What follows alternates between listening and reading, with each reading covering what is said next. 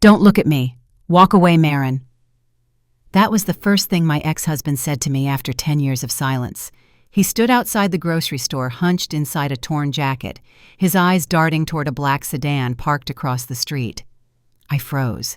I wanted to ask why. I wanted to scream. But then I saw his hands.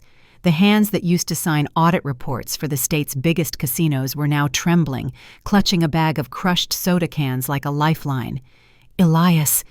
I stepped closer. He flinched, terror flooding his face. He didn't look at me like a husband looking at a wife. He looked at me like a man watching a bomb about to go off. "They know you're here," he whispered. "Run." I am Dr. Marin Hale, 62, a former hospital administrator forced into early retirement after a financial scandal that destroyed my reputation 10 years earlier. The scandal Elias was accused of causing. The scandal that ended our marriage. Elias collapsed the moment I demanded the truth. At the hospital, he whispered a sentence that split my life in two. "I didn't ruin you. I protected you." And when a stranger and a federal windbreaker appeared on the ward asking questions that didn't belong in a hospital, I understood this wasn't homelessness. This was hiding. That night, Elias finally confessed the scandal that destroyed us was tied to a federal skimming ring siphoning millions from tribal medical reimbursements. When he tried to expose it, someone forged my signature on illicit transfers, making me the perfect fall person. He fled to keep the threat off my back.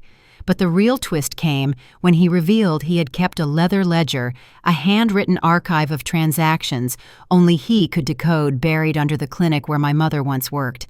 The ledger didn't just clear my name, it named sitting officials. I dug up the ledger myself, hands shaking, realizing my ruined decade was collateral damage in a war I never saw. And the final twist hit harder. Elias's illness wasn't from the streets. He had been poisoned slowly with a drug used to silence whistleblowers.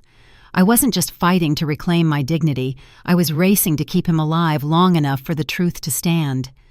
The Seattle air sharpened the moment I stepped out of the bank. It was the kind of cold that traveled through fabric and found the bone underneath. My hands tightened around the folder I had spent the last 60 minutes reviewing with the loan officer. Updated statements, escrow documents, and a revised appraisal of the property I had fought so hard to keep. The folder felt heavier than it should. Maybe because the truth had been slow leaking into my life for years, and I had mistaken it for fatigue. A gust swept down the street and pushed my hair across my cheek. Electric buses hissed through puddles, their wheels kissing the slick pavement with a familiar metallic sigh. Seattle in late autumn had a way of making everything look washed out. But that afternoon, something stood out against the gray. A figure at the entrance of the grocery store, hunched, still, wrapped not in warmth but in resignation. At first, I barely looked. People stood outside grocery stores every day. Some asked for change, some waited for rides, some lingered because they had nowhere else to be. Others shielded themselves from the wind. This man didn't. He tried to disappear into it. His shoulders curved inward as if he wanted the world to forget the shape of him. I knew that posture. Before my brain could stop me, my feet slowed. The folder pressed tightly against my ribs. The breeze shifted again, lifting the torn hem of his jacket sleeve, and the sight of that frayed fabric hit me harder than any courtroom verdict ever had. Elias Monroe, my ex-husband, the man the world said had ruined everything I built. The man I had convinced myself I hated because hating him had been easier than examining the truth beneath the wreckage. 10 years had passed since the scandal. 10 years since the arbitration board claimed he compromised a tribal casino audit, dragging my reputation down with his. 10 years since colleagues whispered around corners wondering why a woman with my credentials had not seen the disaster coming. I believed them because it was simpler than believing myself. Yet the man in front of the grocery store did not look like a villain. He looked like someone whose choices had been stripped away long before dignity followed. He bent to pick up an empty soda can, but he didn't just throw it in a bag. He checked the bottom for the deposit stamp, then he crushed it flat, perfectly flat, and placed it into his left pocket. I looked at his feet. 3 plastic bags sat there, one for aluminum, one for plastic, one for glass. Even here in the freezing wind wearing rags, he was organizing chaos. He pulled a nub of a yellow pencil from his sleeve, the kind auditors chew on during tax season, and made a precise tick mark on a scrap of cardboard. Marin stopped walking. Her hand tightened around the file until her knuckles turned white. Her breath caught, forming a thin cloud in the cold air. She knew that posture. He straightened. The wind lifted his hair just enough for his face to clear. That was when our eyes met. I had rehearsed this encounter 1,000 times in my mind. I imagined rage. I imagined confrontation. I imagined demanding answers for the professional exile I endured. But the look in his eyes was not guilt. It was fear. Pure, immediate fear. "Elias," I said before realizing I had spoken aloud. He flinched. His hand tightened around the can until it dented. For a moment I thought he might run. Instead, he took one unsteady step back, his boots scraping lightly against the concrete. "I knew you'd be here," he said. His voice was thin, but the intent was clear. "First Tuesday of the month. You always review the accounts." His voice was thin, barely a whisper. I took a step closer. "What happened to you?" He shook his head. No, Marin. Go home. Please go home." The last time he said my name, it had been during a deposition. That version of him had been composed almost defiant. The man standing in front of me now was neither. His eyes darted to the street, to the pedestrians, to the folder pressed to my chest. Panic sliced through his expression like a blade. "It's not safe for you to be here," he whispered. "Safe from what?" He opened his mouth, but the wind stole whatever answer he tried to form. His body sagged, then buckled. The can rolled across the sidewalk. He dropped to his knees, one hand bracing the ground, breath hitching like a man drowning on land. "Elias!" I reached for him. A bystander shouted. Another called for help. I heard the word ambulance through the noise. A delivery truck honked as someone waved traffic aside. The world collapsed into movement, but inside me everything went still. 2 paramedics rushed from the curb. Their gloves snapped as they knelt beside him. One checked his pulse. The other asked questions he could not answer. "Ma'am, do you know him?" I swallowed. "Yes." "Has he eaten today?" the paramedic asked. "I don't know." "Any medications?" "Does he have a history of fainting?" "I don't know," I repeated softer this time. They lifted him onto the stretcher. The straps buckled across his chest. His eyes opened for a brief second, finding me again. There was no accusation in them, no apology, only the kind of fear that comes from a secret too heavy to carry alone. "Please," he whispered, "please leave." The ambulance doors slammed shut. Blue and red lights washed across the grocery store windows, breaking his reflection into pieces. My hands were trembling before I realized it. That was when I felt it, the cold metal beneath my palm. My mother's watch, the one she wore until the day she died. The glass had cracked last month when I dropped it on the kitchen floor, but I kept wearing it because some things stop being objects and become anchors. Today it felt like the only thing keeping me upright. The ambulance pulled away. The sirens faded into the distance, swallowed by the wet streets of Seattle. I stood there, folder clutched to my chest, watching the place where he had been. 10 years of certainty loosened with a single encounter. Everything I believed about our past felt suddenly unsteady, as if someone had nudged the foundation. For the first time in my life, I was not afraid for my future. I was afraid of the truth I did not yet know how to name. For the first time in my life, I feared not what lay ahead, but what had been buried behind me. The hospital waiting room smelled faintly of antiseptic and paper masks. I sat in a molded plastic chair, the kind that never allowed the body to relax. The fluorescent lights overhead flickered once, then steadied, casting a pale sheen across the tile floor. A stack of intake forms rested on the counter near the triage station, and one caught my eye because of a familiar printed name. Dr. Marin Hale, former hospital administrator. The word former pressed harder than the title ever had. It sat there like a bruise that had never fully healed. I looked away, but the letters followed me, clinging to the edge of my mind the way ink clings to paper. A nurse walked past, pushing an IV pole wheels, clicking against the linoleum. Somewhere down the hall, a monitor beeped with slow, uneven persistence. The waiting room television played a muted news segment about rising healthcare costs. Everything around me felt like an echo of a life I no longer inhabited. I folded my hands in my lap. The cracked watch on my wrist slid slightly, its cool metal brushing my skin. My mother's watch, the only thing I took with me the day my career ended. Rain tapped lightly against the window, a rhythm too gentle for the turmoil rising inside me. I had not thought about the scandal in years. Not like this. Not with clarity sharp enough to sting. But the fear in Elias's eyes had opened a door I had bricked shut, and now the memories stepped through one by one, demanding to be seen again. The waiting room blurred. The scent of antiseptic shifted into the sterile cold of the boardroom on the 10th floor. I could almost feel the polished table beneath my palms, the smooth lacquer reflecting the harsh white ceiling lights. The flashback pulled me in completely.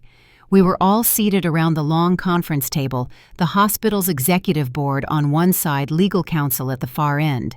A projector hummed softly as a slide changed, illuminating a chart of irregular payments tied to the reimbursement fund for the tribal community clinic. Numbers, arrows, dates, a red box around a cluster of transfers, my signature beneath them. I remembered staring at the screen, my throat tight, trying to recall the meetings where those approvals might have occurred, but the days from that period were a blur of patient complaints, staffing shortages, late-night paperwork, and the constant pressure to keep the hospital solvent. Administrators sign dozens of documents each day, and no one questions the routine until routine becomes ammunition. "You authorized all 3 transfers, Dr. Hale," someone said. I could still hear his voice clipped and clean like a scalpel sliding across skin. "I do not remember approving these," I replied. "That does not change the fact that you did." The general counsel adjusted her glasses. "We have an obligation to report financial irregularities to federal auditors. However, if you accept responsibility for oversight failure, we can classify this as administrative negligence rather than fraud." The coldness of her tone made the room feel smaller. Another slide appeared. More numbers, more arrows. The unspoken message was clear. Someone had benefited from these misdirected funds, and the hospital would rather sacrifice one person than risk a federal probe that could jeopardize millions in grants. I felt a tremor move through my fingers. I do not recall approving these transfers. I repeated weaker this time. A board member leaned forward. "Your signature is here. It is best for everyone, including yourself, if we quietly resolve this. Early retirement with full benefits. No public statement from us." A silence lingered. It was not kindness. It was strategy. If I refused, the investigation would widen. If I cooperated, the matter would shrink, at least on paper. I remembered the pressure behind my eyes, the sensation of sinking, the instinct to protect the hospital I had served for 19 years, even if doing so meant placing myself at the center of blame. Someone slid a letter across the table, a letter already drafted, already printed, already waiting for my signature. My phone buzzed in my pocket. I glanced down. Elias. It was his 5th call in an hour. Probably calling from the police station, probably calling to beg me to listen. I pictured his face, desperate, asking for his wife. I reached into my pocket and silenced the call. I didn't want the board to hear it. I didn't want to be the wife of the accused. I wanted to be the administrator. I rejected him to save myself. Voluntary early retirement for administrative oversight. The words blurred at the edges. My hand hovered above the pen. The room felt colder, the fluorescent lights sharper. The watch on my wrist ticked a single decisive beat. I signed, not because I believed I was guilty, but because I did not yet believe I could be innocent. The board thanked me with polite nods, as if I had donated blood rather than my own future. A security officer escorted me to the elevator, my badge deactivated before the doors even closed. When I stepped outside, snow had begun to fall. A thin dusting clung to my coat.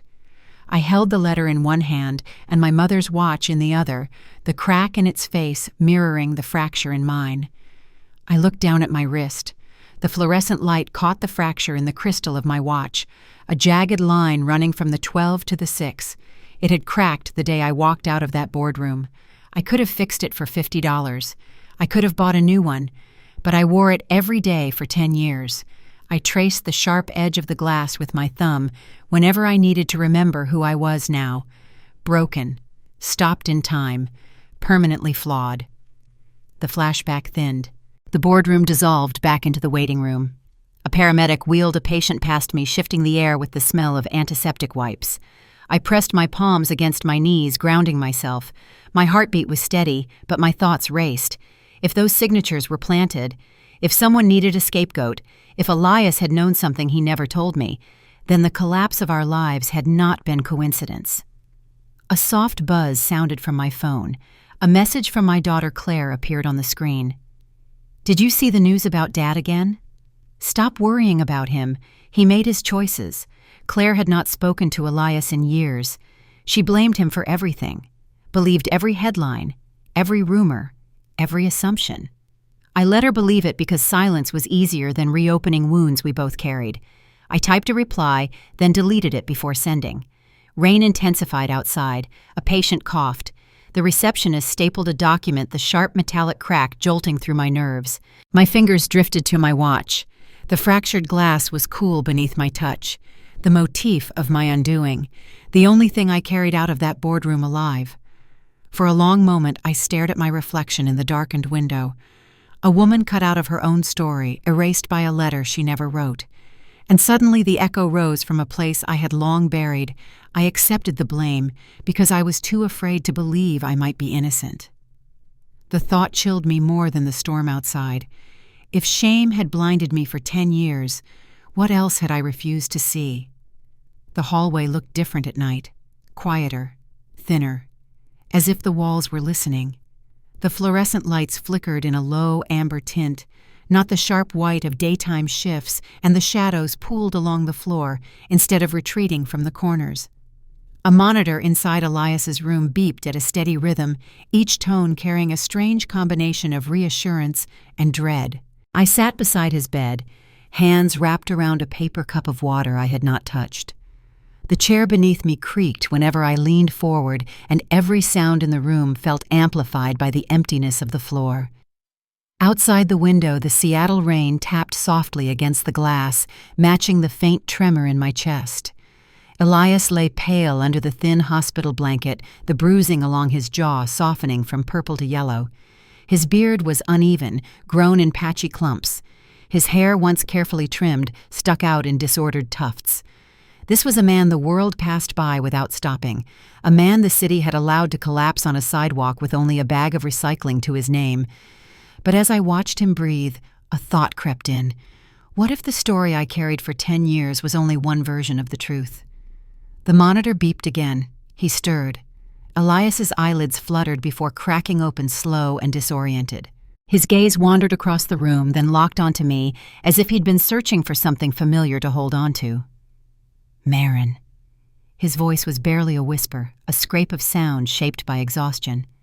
I leaned in, steadying the cup in my hands, though he wasn't asking for water. "You're going to be fine," I said softly, unsure if it was a promise or a hope. He swallowed with difficulty. His breathing hitched. For a moment I thought he would drift back into unconsciousness. Instead, he forced his eyes open again, and what I saw there was not guilt. It was fear, raw, immediate, instinctive. "I didn't destroy you," he whispered. "I protected you."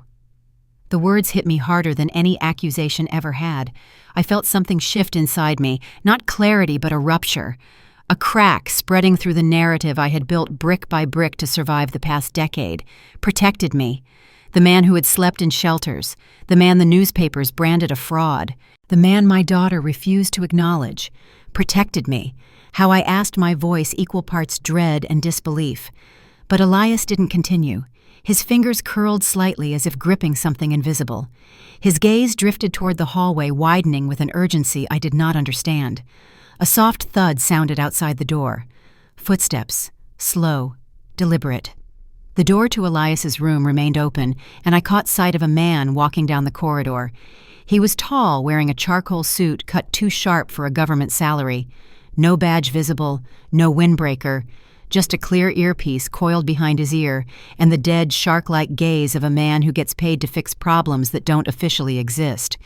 He didn't look like law enforcement. He looked like a cleaner, a private contractor hired to make sure loose ends stayed cut. He stopped at the nurse's station. His back was partially turned toward us, but his posture was not casual. He wasn't here for patient care. "Good evening," he said to the nurse, lowering his voice, but not enough to hide the tone. "I'm a recovery agent for the state insurance fund," he said, smoothly flashing a laminated card that meant nothing and everything. "We have a non-compliant beneficiary in this ward. Economic offenses, not medical history, legal history." The nurse blinked. "Sir, I'm not sure I can discuss. I only need confirmation he's here," the man interrupted, flipping open a small leather notebook. "Not a badge, not yet, but close enough to signal jurisdiction." The hallway felt colder. The rain outside intensified, streaking the glass with silver lines. Inside the monitor kept its steady beep, counting seconds with clinical indifference. I felt my cracked watch shift against my wrist. The tiniest click from its fractured face sounded like a countdown. Elias saw the jacket before I fully registered it. His whole body tensed. His hand shot out and grabbed mine, small, shaky, desperate. "Marin," he rasped, "you need to go." "No," I whispered. "Not until you tell me what this is." His grip tightened. They were not supposed to find me here. Fear pushed my heartbeat into my throat. I glanced again at the man in the hallway. He was still speaking to the nurse, but his eyes drifted down the hall every few seconds. He wasn't looking for a patient. He was closing in on a lead. "Elias, who is that?" I started to ask, but he didn't answer with words. He ripped the IV tape from his arm. A small bead of blood surfaced. "Move!" he hissed, swinging his legs off the bed. His weakness vanished, replaced by the adrenaline of a hunted animal. He grabbed my wrist, pulling me toward the heavy fire door next to the bathroom. We slipped inside the stairwell just as the rubber soles of the agent's shoes squeaked on the linoleum outside the room. The heavy door clicked shut. Silence. We stood in the dim concrete stairwell, pressing our backs against the wall. My heart hammered against my ribs like a trapped bird. Through the small wire-glass window, I saw the agent step into Elias's empty room. He scanned the bed, touched the still warm sheets. Elias leaned close to my ear, his breath ragged. "He won't stop." Elias whispered, his voice trembling, not from cold, but from terror. "You have to get the leverage before they do." "What leverage?" "The ledger," he gasped. "Buried under your mother's old exam room. Go. Now." A truth pulsed beneath my skin. I had not simply stumbled onto my past today. My past had come looking for me. And a single sentence rose from the deepest part of my memory. "There are people who only appear when a truth has been buried so deep that no one dares dig it up." The desert surprised me with its silence. New Mexico stretched out before the windshield in flat swaths of sand and rust-colored rock, the kind of landscape where sound seemed to dissolve as soon as it formed. Dust clung to the sedan's windows, blurring the horizon until the sun became a pale, trembling disk. I drove with both hands tight on the wheel, aware that every mile carried me closer to a truth I had spent a decade avoiding. Elias's words from the hospital replayed in sharp fragments. "Protected you. Not supposed to find me. Erased you." But it was the last thing he said before the nurses pushed me out that clawed at me the entire drive. "Find the ledger. Your mother knew." The ledger. Buried beneath the clinic floor where my mother once worked as a community nurse. A place I had not visited since her funeral. The wind picked up, blowing dust across the hood of the car.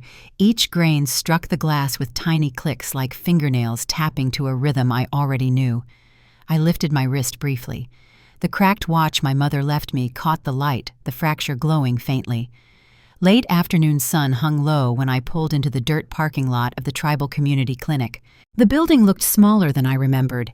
Beige paint faded into chalk, window frames peeling, a wooden ramp warped by years of heat. Even the sign out front leaned as though tired of holding itself upright. I stepped out of the car. Warm sand shifted beneath my shoes. The air smelled of dust and something faintly metallic like old medical trays. Inside the clinic echoed with the heavy quiet of off hours. A mop bucket sat near the entrance. Posters curled at the corners, diabetes management, child immunization schedules, elder health resources. The same images my mother once straightened every morning with steady hands. The floor creaked as I walked. Each step felt like descending into something older than me. Near the back hallway, a woman in dark scrubs looked up from the supply closet. Her hair, streaked with silver, was braided loosely down her back. Recognition flickered in her eyes before she spoke. "Marin Hale," she said softly. "I wondered if you would ever come back here." I tried to place her. After a moment, I managed, "Nurse Tallulah." She nodded. "You have your mother's posture," she remarked. "Shoulders straight, even when the world tries to bend you." I almost laughed, but the sound wouldn't form. Tallulah stepped closer, lowering her voice. "Your mother knew something wasn't right with the reimbursement fund, years ago. She mentioned it to the board liaison, and after that she was told to let it go." The hallway dimmed around us.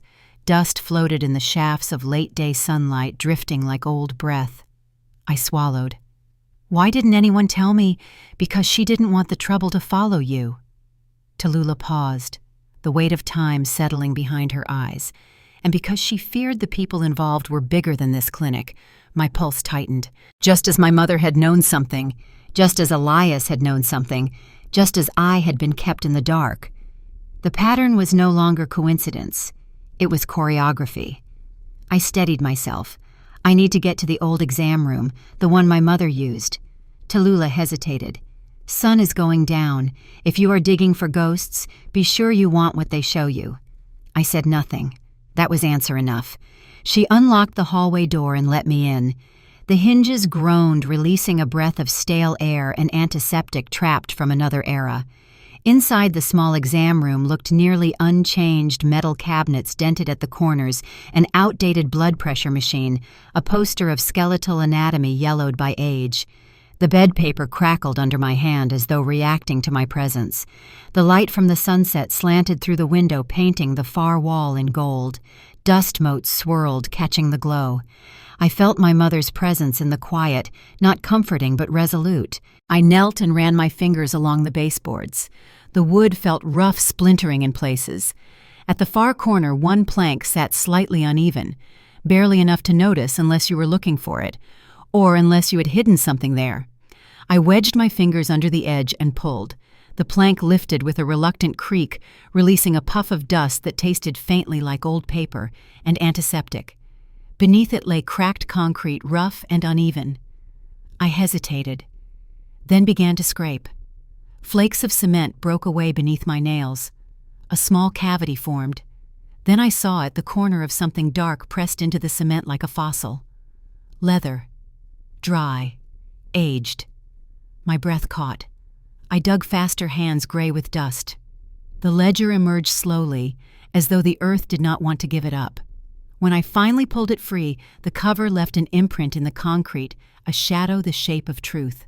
The book was heavier than it looked, bound in worn brown leather, edges cracked, smelling of earth disinfectant and time. I sat back on my heels and opened the cover. Numbers, dates, names, crossed out, shifted, rewritten. My mother's handwriting on the margins, small, precise, notes that asked questions without daring to answer them.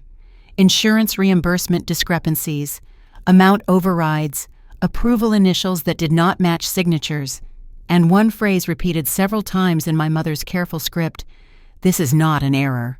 A sharp ache rose in my throat. The scandal that ended my career had not begun with me. It had begun here, in this room, underneath my mother's feet. And no one stopped it. Not the hospital, not the board, not the system that chose convenience over justice. For the first time I felt something unfamiliar, not shame, resolve. Crunch. The sound of tires rolling over gravel outside shattered the silence. Tallulah's eyes went wide. She moved to the window and peered through the blinds. "Black car," she hissed. 2 men. Suits. Panic, cold and sharp, spiked in my chest. I shoved the ledger inside my jacket, hugging it against my ribs. "The back door," Tallulah pointed. "Go through the supply yard. The fence is broken at the corner. Run Marin." Heavy footsteps thudded on the front porch. The doorknob rattled. I didn't look back. I bolted for the rear exit, the ledger pressing against my heart. The sound of the front door being kicked in echoing behind me.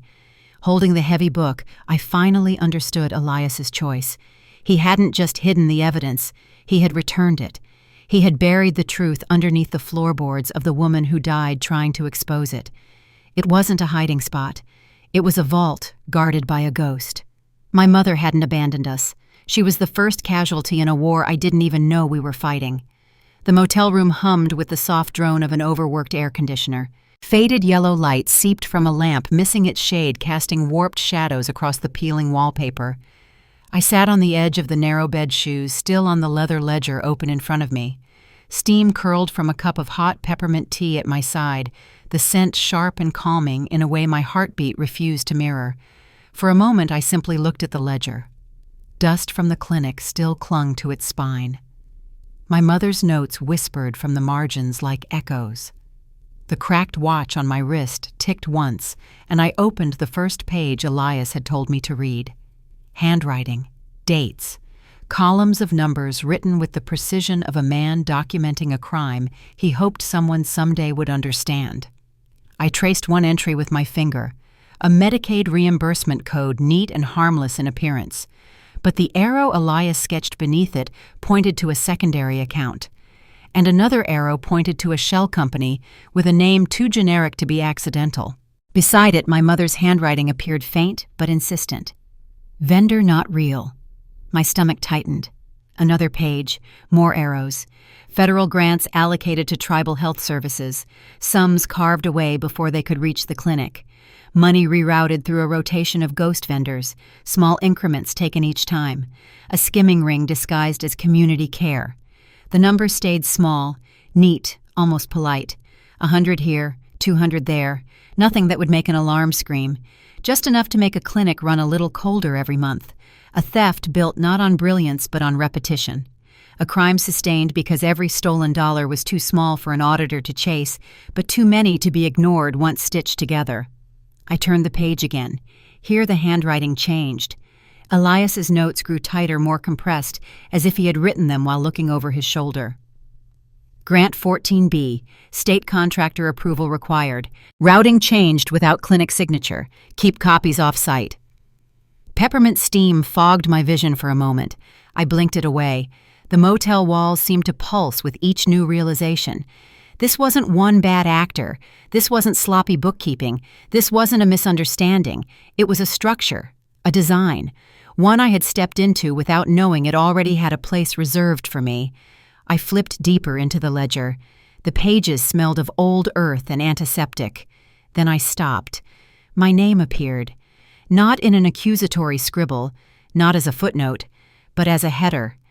Potential fall administrator if investigation opens. Profile clean record promotable trusted by board. High workload equals plausible oversight failure. My hand jerked. The cup of tea beside me trembled, its surface rippling. I read the lines again, then again. Before the scandal, before the meeting in the boardroom, before anyone accused me of negligence. Someone had already written me into the script, planned me, shaped me, chosen me. Not because I was guilty, but because I was convenient. The room pressed in on me. The lamp flickered. My breath didn't feel like mine. For 10 years I had carried shame like a weight that belonged to me. But shame is lighter when it's deserved. It crushes when it isn't. My fingers shook as I turned the next page. This one held a name repeated across multiple entries. A signature check, a routing authorization, a stamp of approval for every questionable transfer that touched the tribal health funds. A name I recognized instantly. A man with polished shoes, perfect hair, and a smile rehearsed for television cameras. A man who had built a career preaching medical transparency and ethical resource management. A state health contractor. Still in office. Still speaking on panels about community equity. His name appeared again and again, sometimes circled, sometimes underlined. Sometimes connected by arrows to shell vendors that had never existed as anything more than mailbox addresses. And beside one entry in my mother's handwriting, the smallest note, "He knows." The peppermint tea had cooled, but the scent grew sharper, cutting through the heavy air. My vision steadied enough to keep reading. Further down the page, Elias added a final warning. If they look for me, they will use Marin to keep it quiet. She cannot know until she has proof. A tremor ran through me so forcefully I had to put my hands flat on the mattress to steady myself. The worn fabric crinkled under my palms. Proof. That was why Elias ran. That was why my mother hid the ledger. That was why a federal officer had walked the hospital hallway like he was stepping over buried mines. This was not the anatomy of a bookkeeping mistake. It was the anatomy of a theft, so carefully assembled it needed a scapegoat as polished as the fraud itself. And I had been polished. Promotable, trusted, exhausted, perfect. My gaze drifted back to the line bearing my name. The ink seemed darker now, as if the truth had been waiting for me to notice it. I took a long breath, the peppermint scent filling my lungs, cooling the panic that had begun to spread. For the first time since the scandal, something inside me aligned. Not peace, not forgiveness, but resolve. I closed the ledger slowly, the leather softening under my fingers. Dust floated up in a thin cloud, catching the dull motel light. My cracked watch clicked once small and sharp, and a sentence rose from the deepest place of understanding. For 10 years I thought I was the system's mistake, but I was the detail drawn on purpose into the blueprint of a crime. Seattle greeted me with the kind of rain that felt personal.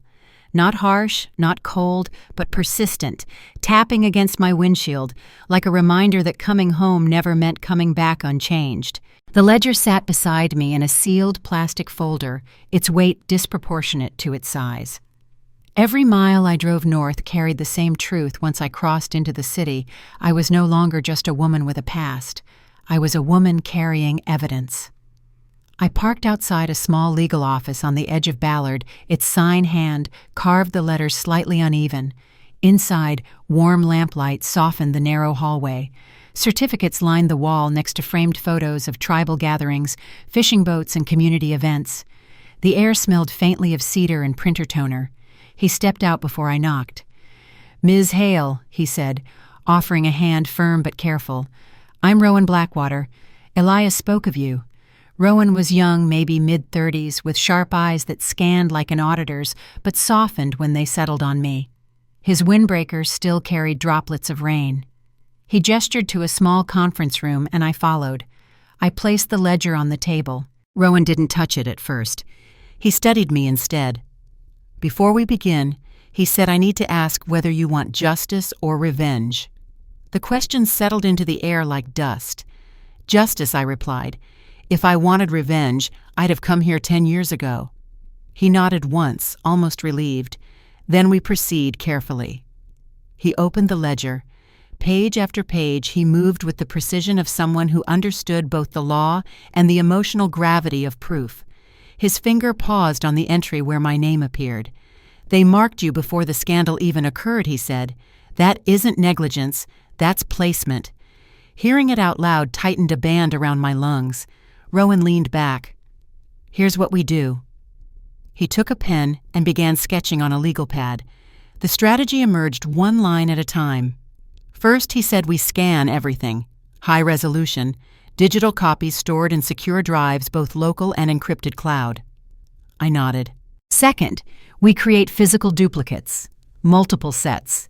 You never keep the only copy of anything dangerous. He circled the next item. One copy goes to a medical investigative journalist in Denver. She's published on Medicaid reimbursement fraud before. She knows where to look. I could hear the quiet hum of the old overhead light. It flickered like the lamp in the motel. A second copy, Rowan continued, goes into a safe deposit box. Not in Washington, not in Oregon, Idaho, or Montana. Somewhere out of state jurisdiction, so it can't be seized without a federal warrant. My cracked watch ticked on the table. The sound felt louder in a room full of decisions. "And the third?" I asked. Rowan looked at me with a steadiness that almost felt like respect. "You keep it," he said, "because when the time comes, you will need something to put on the table when you meet with the U.S. Attorney's Office." "Meet them," I whispered. "You won't be charged," he said, "not with this proof. What you have is whistleblower-level material, but the filings need to be sealed. You will not give them the ledger. You give them leverage." The word tasted strange. Leverage. I had never thought of myself as someone who held any. Rowan continued, "You need to understand the jurisdiction split. Fraud involving federal grants falls under U.S. Attorney oversight. Fraud and reimbursement claims, especially involving tribal health services, crosses state and federal lines. They will investigate, but they will also negotiate. He paused. You're not seeking immunity. You're seeking rectification. That matters. I exhaled slowly. For the first time in years, the air filled my lungs without scraping. Rowan closed the ledger gently. We're drawing a line, Ms. Hale. From this point forward, you move with intention. His words settled into me like a compass turning north. But the world outside the office had not grown gentler. When I returned home that evening, Claire was waiting on my porch. Her arms were crossed, her hair pulled back with the same tension she used the last time she spoke to me without raising her voice. You've been gone, she said. I had things to handle. Things. Her laugh was sharp. Mom, the last time you handled things, our lives ended up on the front page. The rain tapped the gutter rhythmically. I stepped closer.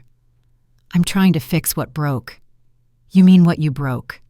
The sentence landed harder than she intended, but not harder than I expected. Claire had lived half her life in the shadow of a scandal she didn't cause. Resentment didn't grow in a vacuum. It grew in silence, in shame passed down like inheritance. I took a breath. There's more you don't know. I don't want excuses. This isn't an excuse. It's evidence. Her eyes flicked to the folder in my hand. Suspicion sharpened. Evidence of what?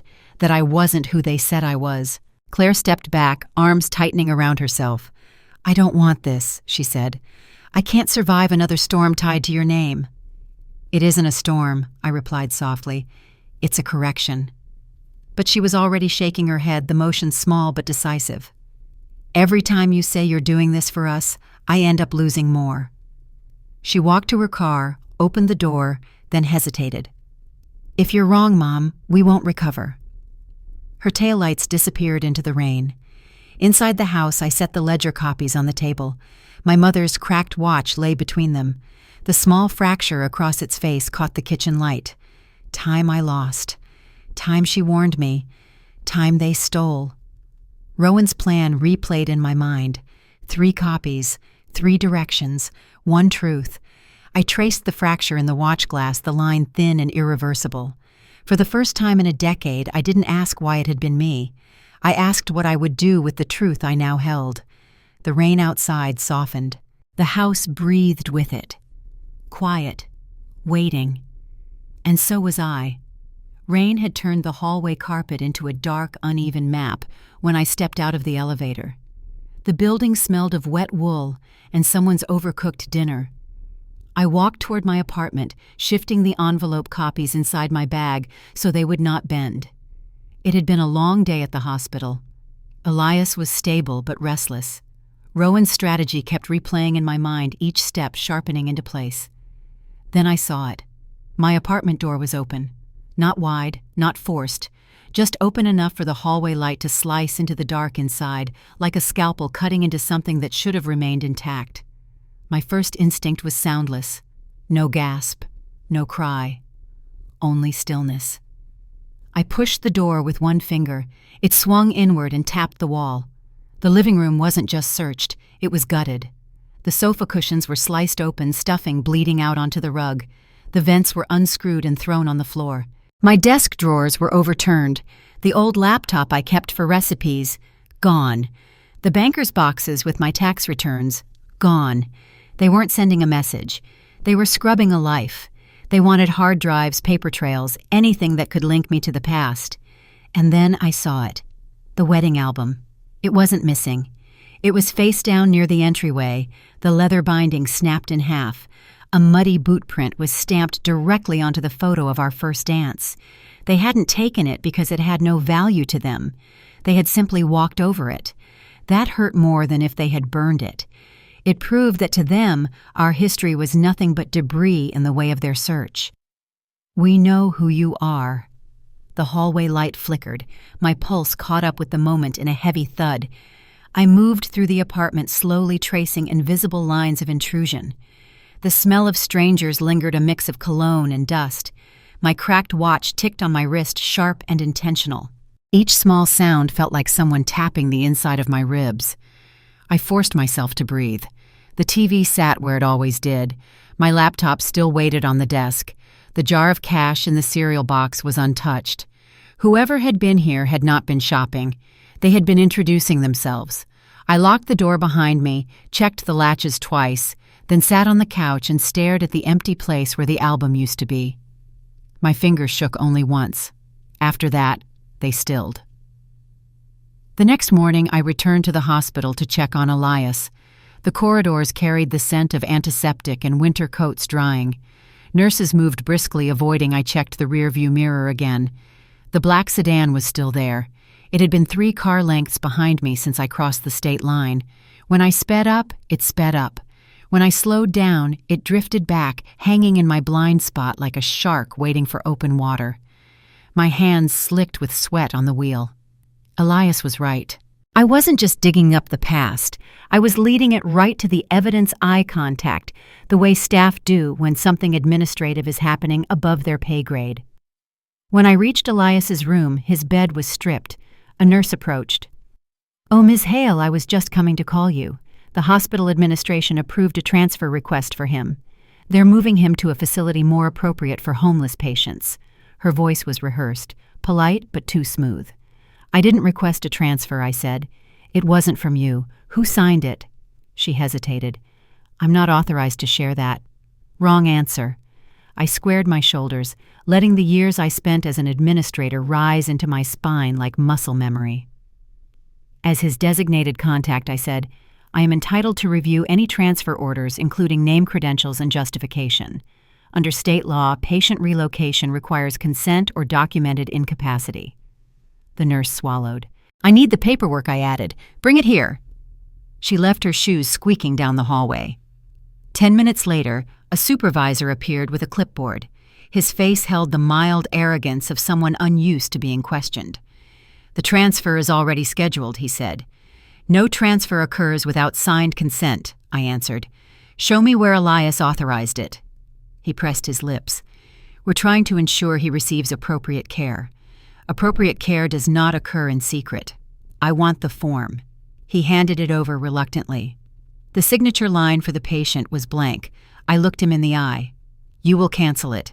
That isn't your decision. It is exactly my decision. And unless you want a legal trace showing unauthorized relocation of a vulnerable patient, you will cancel it and document the retraction." He exhaled sharply. "I'll put in the request." "No," I said.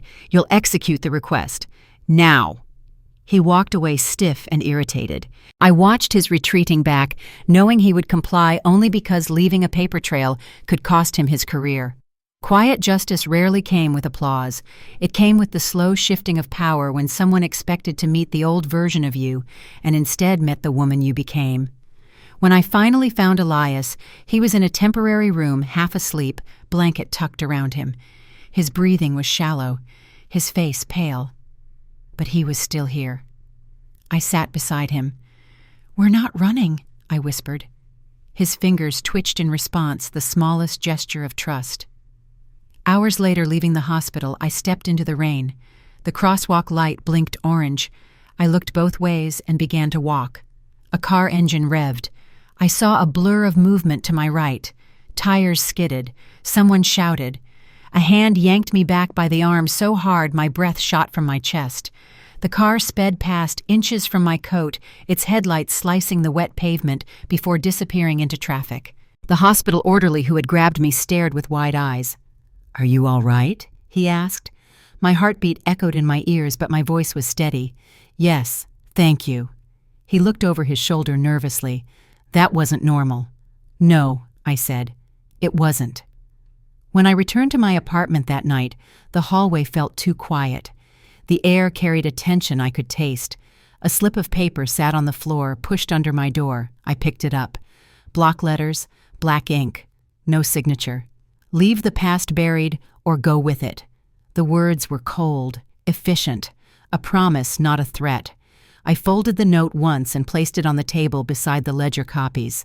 My mother's cracked watch ticked in the silence louder than any engine, louder than the door that had been left open. They still believed I was the 52-year-old woman who once signed whatever they placed in front of her, trembling and compliant. What they did not know was this. The last 10 years had taught me to sign without fear, to remember without mercy, to answer without bending, and I was done being quiet. The federal building in downtown Seattle always looked colder than the air around it. Granite columns, tinted glass, tight security. A place built not for comfort, but for consequence.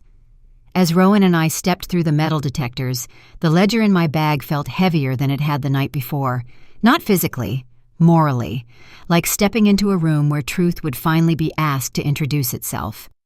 The assistant U.S. attorney's office was smaller than I imagined. Warm light from a desk lamp softened the sharp lines of a room otherwise dominated by case files stacked in meticulous rows.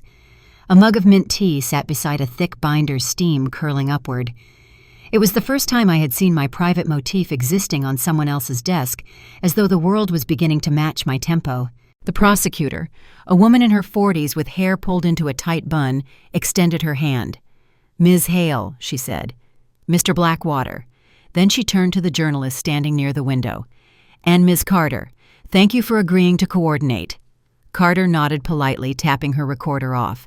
She had the sharp, calm gaze of someone who had stared into systems before and cataloged the fractures. "Please sit," the prosecutor said. "You indicated you have materials that cannot be emailed or transferred digitally." Rowan slid the leather-bound ledger across the table. His movements were slow, deliberate, almost ceremonial. "This," he said, "is the foundation of a skimming ring spanning at least a decade. Federal grant diversions, ghost vendors, cross-state laundering, and evidence that Ms. Hale was pre-selected as a fall person long before the incident used to discredit her." The prosecutor's face remained neutral, but her hand tightened around her pen. She opened the ledger carefully, as though touching a wound still capable of bleeding. She scanned a few pages. Her eyes changed, not widened, not shocked, something softer, recognition. "This handwriting," she murmured. "These names. Some of this crosses into cases that were shut down years ago due to insufficient evidence." Carter leaned in.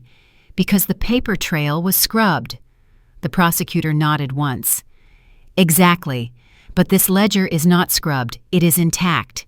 My breath hitched, though I forced my shoulders to remain steady. Rowan spoke again. "We intend to file sealed, for the protection of both Ms. Hale and Mr. Monroe."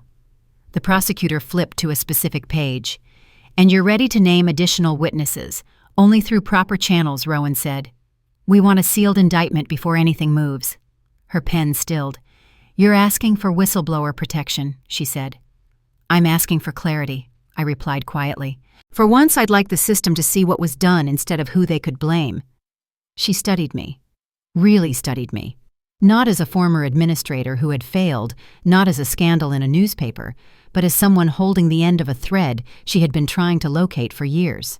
The prosecutor leaned back, tenting her fingers. "This isn't just a criminal complaint, Ms. Hale. With this evidence, we are filing a qui tam lawsuit under the False Claims Act." I looked at Rowan. He nodded. "What does that mean?" I asked. "It means you are the relator," the prosecutor explained. "You are suing on behalf of the U.S. government. The case will be filed under seal immediately. By law, it stays secret for 60 days while the Department of Justice investigates." She tapped the ledger. "If you leak this to the press before the 60 days are up, the case is void. You get nothing, and they walk free. Can you hold your silence for 2 more months?" I touched my watch. I had been silent for 10 years. "Yes," I said. "I can wait." "We have all of that," Carter said, pulling a folder from her bag. "And I have interviews with former clinic staff who questioned sudden changes in reimbursement patterns." The prosecutor shifted to a newer page in the ledger. She pointed to a name repeated 3 times. "This contractor," she said. "He is untouchable. He has state-level immunity due to a plea deal years ago." Rowan shook his head. "Immunity does not extend to crimes not disclosed in the plea, and this ledger shows he filed fraudulent reimbursements before he negotiated his deal." Carter added, "He also has public contracts involving tribal clinics across 3 states. If this ledger holds his immunity collapses." A silence settled. Not stillness, tension. The prosecutor rose from her chair. She walked to a locked cabinet, opened it, pulled out a red folder, and set it beside the ledger. The folder had no label. This, she said, is an interagency inquiry involving tribal health misappropriation. It stalled because we lacked evidence linking state contractors to federal diversions. Rowan leaned forward. Now you have it. She looked at him, then at me. And now we have a whistleblower. The word landed heavier than I expected. Not as a burden, as an acknowledgement. For sealed cases, she continued, we will need sworn statements. Not just from Ms. Hale and Mr. Monroe, but from at least one cooperating witness inside the contractor network. Carter spoke carefully. I have a source, mid-level, afraid, but if offered limited immunity, he might testify. The prosecutor nodded. We can flip him. A plea deal trading testimony for reduced charges. Once he speaks, we can open a joint task force with federal and tribal authorities. My heartbeat thudded once, slow and deliberate. You mean, I said quietly, the people who ruined my life will finally be investigated? Not just investigated, she replied. Held accountable. A small, stunned breath escaped me. For the first time in a decade, someone on the side of the law was not speaking at me. They were speaking with me, listening to me, seeing me not as a liability, but as the hinge on which the truth could finally turn. The prosecutor closed the ledger gently. We proceed in 3 phases, she said. 1 sealed filing, 2 witness protection for Mr. Monroe, and provisional measures for Ms. Hale. 3 task force formation. Names will not be released until indictments are ready. And the people who set me up, I asked, they will know, not until it is too late for them to run. The room was quiet again. Outside, the muted chatter of federal staff drifted through the hallway, muffled behind thick walls. But in this small office, everything felt sharper, clearer, as though the air had shifted because the truth had finally been spoken aloud. The prosecutor lifted her mug, taking a slow sip of mint tea. Steam rose between us. Let's begin, she said. For a moment, I sat with the weight of those words. Begin. Not reopen. Not rectify. Begin. A new case, a new direction, a new power. After years of being the file they closed to protect themselves, I was now the ledger they could not ignore. As we gathered our materials, Carter leaned closer. You realize what just happened, she said. You walked into a room that used to silence people like you. Today, they had to listen. I felt the cracked watch on my wrist pulse against my skin, each tick a reminder of time I once believed lost forever. After years of being dismissed as a closed file, I said slowly, I just unlocked a door they can no longer keep shut. Federal courtrooms never feel warm, not in temperature, not in spirit. They are designed to discipline the air, the light, the posture of every person who walks in. When I stepped inside that morning, the fluorescent panels above cast a pale glow across the gallery, catching the faces of journalists, tribal leaders, medical staff, and members of the community who had traveled miles to be present for this hearing. Rows filled quickly. The wooden benches creaked with weight and anticipation. Cameras were not allowed, but reporters filled entire columns of seats with pens lifted like antennae waiting. My cracked watch sat beneath my sleeve, the fracture glinting under the courtroom lights. Rowan sat beside me, calm but focused. Elias was not well enough to attend, but his statement was already filed. A marshal opened the door near the judge's bench, and the defendants entered single file. Contractors, bureaucrats, one former state official whose face used to appear on public service announcements about integrity. They did not look at me. That was fine. I had spent a decade being unseen by them. Today, I did not need their acknowledgement. I needed truth. All rise, the clerk announced. We stood as the judge entered, a tall man with silver hair and a firm gaze. He carried the same presence as the room, no comfort, but no malice. Only weight. When we sat, the assistant U.S. attorney rose. Your Honor, she said, the government is prepared to present evidence regarding a coordinated conspiracy involving diversion of tribal health funds, fraudulent reimbursement claims, and obstruction of federal oversight. Her voice was steady, but beneath it something fierce. She raised a leather-bound book. Central to this case, she continued, is a handwritten ledger kept by a former forensic auditor, Elias Monroe, who attempted to report irregularities 10 years ago and was subsequently discredited and forced into homelessness. A ripple went through the gallery. The prosecutor gestured toward me, and we call our first witness Dr. Marin Hale. My name echoed against the marble. I walked to the stand with steps that felt both foreign and intentional. A clerk swore me in. I sat folding my hands in my lap until I realized the watch on my wrist was visible. I let it remain. Its crack was as much part of my testimony as my voice. Dr. Hale, the prosecutor, began, "Please describe your position 10 years ago." I was the hospital administrator responsible for compliance, federal reimbursements, and grant audits. "And were you aware that your signature appeared on multiple unauthorized transfers?" "I became aware only during the internal investigation," I said. "I had no knowledge beforehand." She approached the evidence table and placed the ledger where I could see it. "When did you first learn this ledger existed?" 2 weeks ago, I said. Before that, I believed I had made catastrophic mistakes. I believed I had ruined my own career.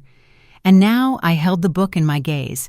Now I know the mistakes were designed, and I was selected to carry them. The courtroom stilled. Not silent. Still. The prosecutor clicked a remote. A screen lowered behind the witness stand. A flowchart appeared clean and merciless. Arrows traced the path of stolen money from federal health funds to shell companies to contractors to personal accounts of the people now sitting at the defense table. This chart, she said, was reconstructed from bank subpoenas and the ledger Mr. Monroe kept. "Ladies and gentlemen, this is how tribal health dollars disappeared." The arrows glowed red. Every movement of money betrayed intention. "This was not negligence," she continued. "It was conspiracy, wire fraud, embezzlement, obstruction of justice." Then she clicked again. A page from the ledger appeared. My name. Written years before the scandal. This entry, she said, shows that Dr. Hale was identified by the conspirators as a potential fall person long before any alleged irregularities were discovered. Reporters leaned forward. The gallery murmured. A decade of shame began to unspool from my spine. The prosecutor turned to the judge. "The government also presents testimony from a cooperating witness, a mid-level contractor who has entered a plea agreement. He confirms that several defendants coordinated to blame Mr. Monroe and Dr. Hale once the federal auditors grew suspicious." Defense attorneys shifted, whispering sharply. The judge reviewed the documents, then looked at me. "Dr. Hale," he said, "the court acknowledges the hardship you have endured. Do you believe Mr. Monroe acted to protect you?" My throat tightened. "Yes," I managed. "He did. And did you act knowingly in any wrongdoing?" "No," I said, "but I spent years believing I had." He nodded once and something softened in his posture. The prosecutor stepped forward again. "Your Honor, before we proceed with charges against the defendants, the government moves to exonerate Mr. Monroe and Dr. Hale of all prior allegations and to formally recognize them as victims of a deliberate displacement scheme." The room inhaled as one. The judge reviewed the motion, his pen tapping once. Motion granted. 2 words. 2 words capable of rearranging an entire lifetime. Let the record show, he continued, that allegations formerly associated with Dr. Marin Hale and Mr. Elias Monroe are vacated. They bear no responsibility for the crimes under investigation. The gallery erupted, not with cheers, with the sound of breath someone had been holding for far too long finally being released. A collective exhale. Rowan rested a hand on my shoulder. Carter wiped a tear quickly before any reporter could notice, but I kept my eyes on the screen. The flowchart had disappeared. In its place, a list of cleared names appeared. Elias Monroe, Marin Hale, his name, my name. Standing upright again. For so many years I had carried the weight of a story I believed belonged to me. But it never had. It belonged to the people who wrote it. Today the court rewrote it with truth. The judge addressed the courtroom. "Proceed," he said, signaling the trial against the defendants would begin next. But for me, something had already concluded. Not healed, not forgotten, but corrected. 10 years ago, they demanded I apologize for something I had not done. Today, the law itself delivered the apology I had waited for until my hair turned silver. The watch on my wrist ticked once, firm and clear. Time at last was returning to me. The first morning after the verdict, the city felt strangely gentle. Seattle rain drifted more like mist, catching on the railing of my small balcony, as if unsure whether to fall or stay suspended in the cold spring air.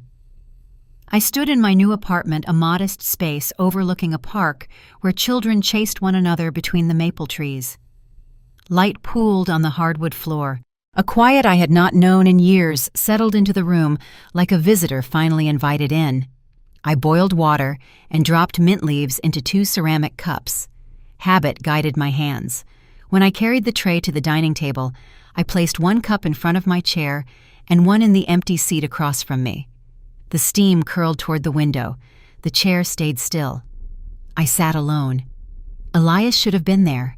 He lived long enough to hear that he had been cleared, long enough to know his name had been restored, long enough to meet my eyes one final time in a hospital room where the shadows softened around the edges and the world outside seemed to quiet itself in respect. He had not wanted dramatics, no speeches, no last declarations, just a whisper. I can rest now. I held his hand until the monitor slowed and the lines on the screen settled into stillness. Even then his fingers were warm, as if the truth had finally raised his body's temperature after a decade of cold nights and colder memories. Now in my kitchen, the mint tea cooled slowly. I lifted my cup, letting my fingers warm around the porcelain. Across the room, sunlight touched the cracked watch on the shelf. I had taken it to a repair shop the previous week. They restored the mechanism, polished the metal, and replaced the strap. But I asked them not to erase the fracture on the glass. Some marks are not stains. They are maps. The compensation the government awarded covered the years I lost, though no payment can refund a life paused by fear. More importantly, a portion of the misappropriated funds had been returned to the tribal clinics that had suffered the most. For the first time since my mother's generation, the community received what was owed to them. Rowan and I created something new with the rest. A small foundation named after Elias and my mother, dedicated to supporting whistleblowers in the healthcare system. Not a grand organization, not yet, but a starting point. A place where people afraid to speak could find someone waiting to listen. I filed the original ledger in a federal archive where it would be preserved for future cases. The archivist handled it with careful gloves, sealing it in a protective sleeve before placing it in a climate-controlled drawer. "This book changed a lot," he said. "No," I replied softly. The truth inside it did. The morning after the filing, we held a small memorial gathering for Elias. Nothing elaborate. A few chairs arranged beneath a cedar tree, a photo of him from years before the world turned against him. The lines on his face were fewer, then his smile a little wider, but the eyes were the same, steady, private, kind. When Claire arrived, I nearly didn't recognize her expression. Not defiant, not closed, just human. She sat beside me, hands clasped tightly together. "I want to say something," she whispered. I nodded. When her turn came, she stepped forward. Her voice trembled, but not from fear, from release. For years, she said, I blamed a man who didn't deserve it because it was easier than admitting how scared I was of losing my mom. I thought he hurt us. I didn't know he was saving her. She paused, looking at the photo. "I am sorry for the years I spent hating you, and I'm sorry for never seeing the truth behind what you carried." Then she returned to her seat and took my hand. The warmth surprised me, not because I doubted her, but because it had been so long since trust passed between us without having to fight for air. After the service, she asked if she could come to my apartment. We walked together in silence, the kind of silence that did not wound, but allowed the spaces between words to breathe again. When we reached my kitchen, she noticed the 2 cups on the table. "One for you," she said. "One for him." "Yes." She sat carefully, as if entering a room made of thin ice. "Does it hurt less now?" she asked. "No," I said truthfully. "It doesn't hurt less. It hurts cleaner." She nodded, understanding more than I expected. The following weeks unfolded quietly. The defendants faced charges. Some pled, some fought, some begged for leniency. I watched none of it. Justice, when properly done, does not need an audience. What mattered was that the truth no longer needed permission to exist. Each morning I brewed mint tea. The ritual that once kept my panic at bay now served a different purpose. gratitude, remembering, choosing peace without pretending the past had been gentle. The watch ticked steadily on my wrist. I wore it every day, not because it looked elegant, but because it reminded me that broken things once mended can hold time again. I sometimes opened the window and imagined Elias sitting in the chair beside mine, listening to the leaves stir in the park, breathing air that no longer tasted of survival. The quiet he left was not emptiness. It was room. Room for my daughter to come back. Room for truth to grow without being smothered. Room for me to inhabit my own life instead of shrinking from it. He left the world with nothing in his pockets, no possessions, no accolades, no pension. But he left me with something no court could quantify: the right to live the rest of my life without asking where I went wrong. That is the kind of justice that does not shout. It settles. It steadies. It stays. I lifted my cup again and closed my eyes, letting the warmth reach my hands, my shoulders, the small places grief had hollowed out. Outside the park was loud with children and dogs, and people living in the full noise of their ordinary days. Inside my home was quiet, but it was the kind of quiet that heals. The older I get, the more I understand that justice is not always loud. Sometimes it arrives the way dawn does, quiet, certain, refusing to ask permission. If you stayed with me until this moment, thank you.